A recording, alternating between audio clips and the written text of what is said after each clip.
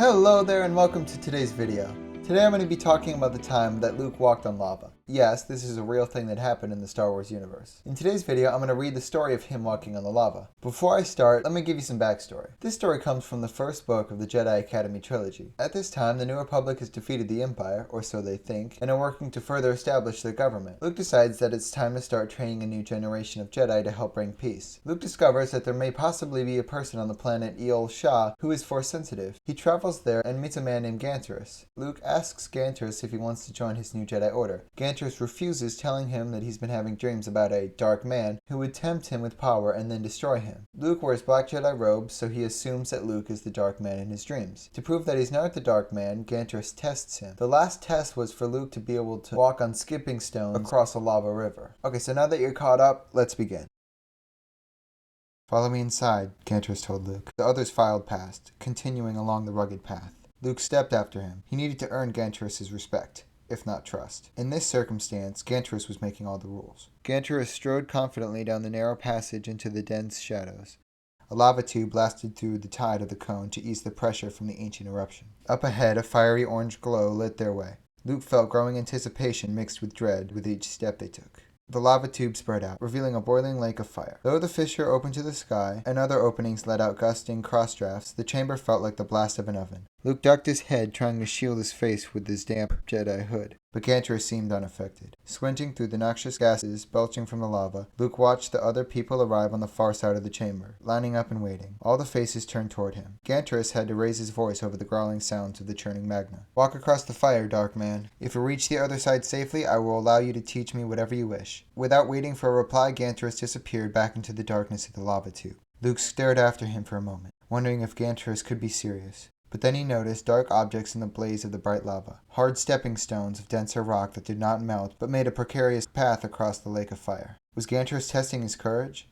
What did the man want? And what did his dreams of a demonic dark man portray? Luke swallowed, but his throat was as dry as parchment. He stepped to the edge of the simmering lava. The stones beckoned, but common sense warned him to go back and return to the shuttle and fly away. He could find other candidates for his Jedi Academy. 3PO and R2 must have uncovered some leads by now. And he himself had another possibility on Bespin. Luke hadn't even tested Ganterus yet. Why should he risk his life for someone who might not actually have Jedi potential? Because he had to. Forming a new order of Jedi Knights would be difficult, and if he flinched from his first tests of his own power, how could he consider himself worthy of attempting such a task? Impossible heat swirled around him. Stepping on the edge of the fire, Luke looked at the broken sky above him, then set his foot down on the first stepping stone. It supported his weight. Luke looked ahead, fixing his gaze upon the opposite side. The gathering people kept watching. Lava bubbled around him, belching noxious gases into the air. He tried to breathe in shallow gasps. He took another step. The other side seemed far away. Blinking irritated tears from his eyes, Luke counted the stones ahead. 14 more. Luke stepped onto the next one. Ganterus appeared on the far side, joining the refugees of Eol Shah. Luke didn't expect them to cheer him on, but they remained too eerily silent. Another step. Around him, the lava gurgled like the belly of a giant beast.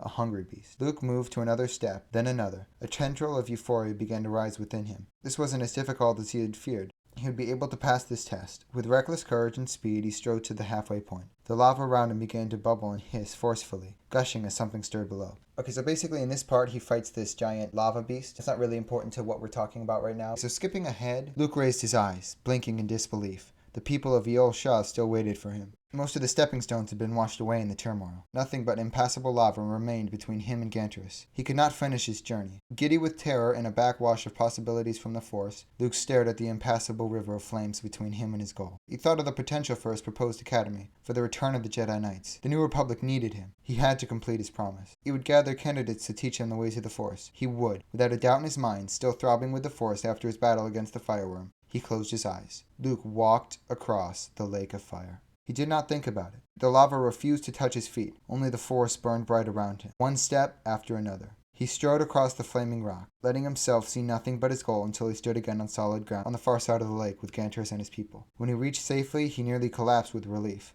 Okay, so Luke makes it, and eventually Ganterus joins his new order of Jedi.